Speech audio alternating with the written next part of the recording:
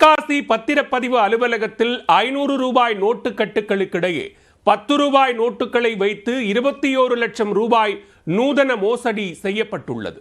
மோசடி அரங்கேற்றப்பட்டது எப்படி? தென்காசி மாவட்டம் புளியங்குடியைச் சேர்ந்த ராஜ்குமார் என்பவர் அதே பகுதியைச் சேர்ந்த செந்தில்குமார் என்பவரிடம் 4 லட்சம் ரூபாய் கடன் வாங்கியுள்ளார். அந்த கடனை கட்ட முடியாத சூழலில் ராஜ்குமார் தனக்கு சொந்தமான மேலகரம் பகுதியில் உள்ள 4 சென்ட் இடத்தை 25,50,000 ரூபாய்க்கு விற்பனை செய்ய முடிவு செய்துள்ளார். இதில் கடன் தொகை 4 லட்சம் ரூபாயை கழித்து 21 லட்சம் ரூபாய் பணத்தை தருவதாக பேசியதாக கூறப்படுகிறது. இந்நிலையில் புதனன்று தென்காசி ஒருங்கிணைந்த பதிவுத்துறை அலுவலகத்தில் பத்திரப்பதிவு நடைபெற்ற நிலையில் செந்தில்குமார் 21 லட்சம் ரூபாய் பணக்கட்டுக்கள் அடங்கிய பையை ராஜ்குமாரிடம் கொடுத்துள்ளார். நம்பிக்கையின் அடிப்படையில் பணப்பையை வாங்கிய ராஜ்குமார் பத்திரப்பதிவு செய்த பின்னர் வெளியே வந்து ரூபாய் நோட்டுகளை எண்ணியுள்ளார்.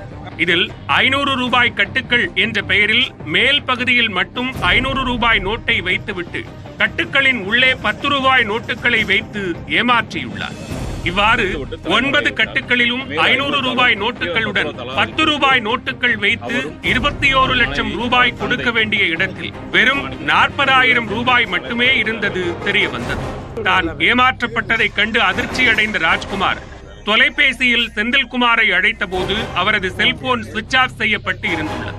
இதுகுறித்து அவர் கூறுகையில் நம்பிக்கையின் பெயரில் அவரிடம் பணத்தை பெற்றதாகவும் ஆனால் தான் ஏமாற்றப்பட்டது தனக்கு மிகுந்த மன உளைச்சலை அளித்திருப்பதாகவும் கூறினார்.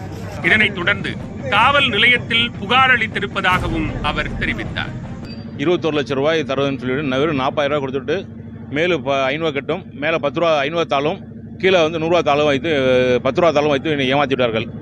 செந்தில்குமாரிடம் 4 லட்சம் ரூபா கடன் பெற்றுள்ளேன். கடன் பெற்று 5 வருடம் ஆகி 5 வருடம் வட்டி கட்டி உள்ளேன். 2 விசா வட்டி மாதம் 8,000 ரூபாய் கட்டியுள்ளேன். அசலுக்கு ஈதாக வட்டி கட்டியுள்ளேன். அதற்கு என்னுடைய இடத்தை எழுதி கேட்டால் தருகிறேன் என்று சொல்லிவிட்டேன்.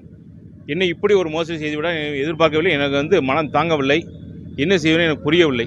500 ரூபாய் கட்டுகளுக்கிடையே 10 ரூபாய் தாள்களை வைத்து 21 லட்சம் ரூபாயை நூதன மோசடி செய்த செந்தில்குமாரை போலீசார் தீவிரமாக தேடி வருகின்றனர்.